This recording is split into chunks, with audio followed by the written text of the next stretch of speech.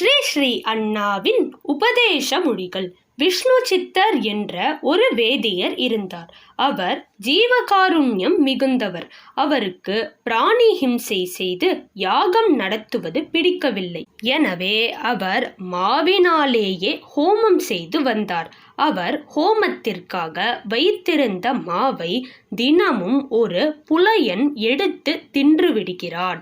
அவனை ஒரு நாள் ஒளிந்து கொண்டு பார்த்தார் விஷ்ணு சித்தர். அவன் மிகவும் மெலிந்து போய் பசியின் கொடுமையால் வருந்துவதை கண்ட அவர் அந்த புலையன் இடம் இரக்கம் அடைந்தார். ஆனால் அவன் வரட்டு மாவை சாப்பிடுவதை கண்டு நெய் போடுவதற்காக அணுகினார். அவனோ அவர் அடிக்க வருகிறார் என்று எண்ணி ஓடினான். வேதியரோ அவனை துரத்தி பிடித்து நெய் போட்டார். மறுகணம் அங்கு புலையன் மறைந்தான். பகவான் தோன்றினான். உனது ஜீவகாருண்யமும் உனது சமதர்மமுமே எனக்கு மிகவும் பிடித்தது.